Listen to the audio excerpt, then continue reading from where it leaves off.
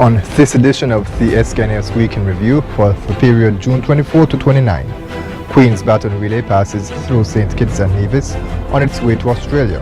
A tropical wave passes over St. Kitts and Nevis, causing major flooding. The National Assembly passes 3 bills, and the St. Kitts Music Festival is a hit. Hello and welcome, I'm Ian Richards.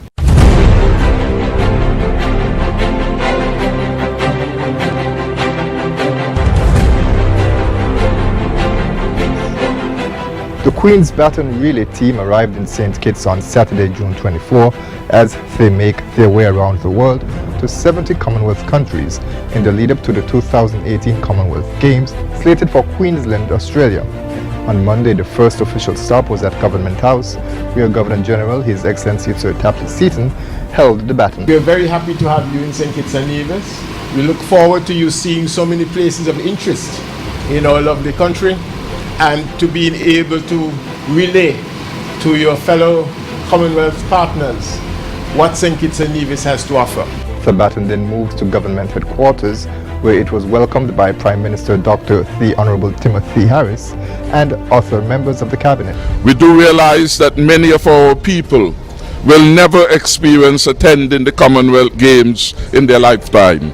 However, the world tour of the Queen's Baton Relay is an opportunity for our citizens and residents to come up close and personal with the iconic symbol of the Games. It is a chance for our civil servants, our students, our private sector employees, and the general rank and file of the population to feel, to touch, and even have their photograph taken with the baton. 3 bills were passed in the federal parliament on Wednesday as government continues to pursue its legislative agenda. Senator and Attorney General the Honourable Vincent Byron Jr. moved the Bail Amendment Bill 2017, which essentially allows the court further powers to restrict bail for persons deemed a danger to society. It is clear this work on our legislative framework must continue, and it is anticipated that laws such as those for bail and for firearms offences would continue to require periodic review.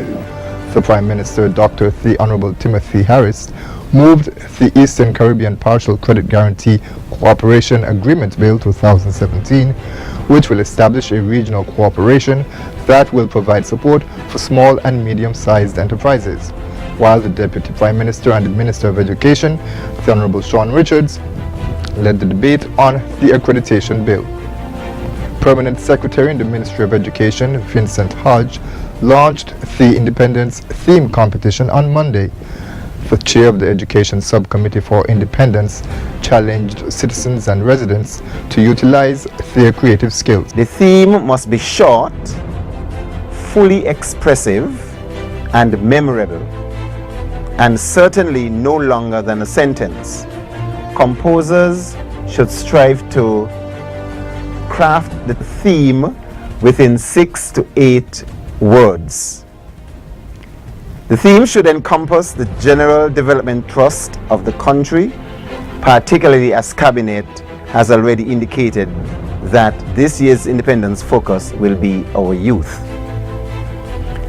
The theme must consist of an internal rhyme scheme and rhythm that will enhance the slogan.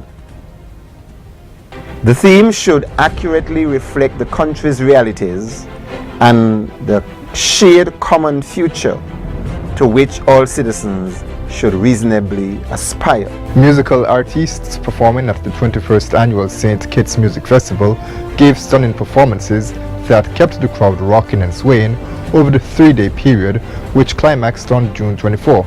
Minister responsible for the event, Honourable Lindsay Grant, said locals enjoyed many benefits as they offered professional services in videography, catering, and other areas.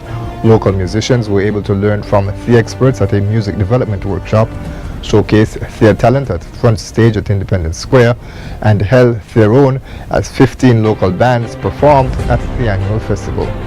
A flash flood warning was in effect for St. Kitts for much of Thursday as a tropical wave moved over the Federation.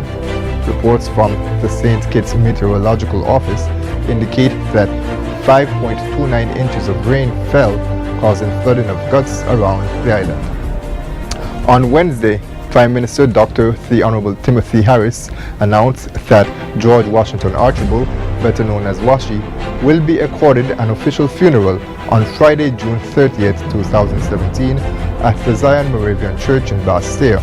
It begins at 2 p.m. He passed away on June 20th. He was 83.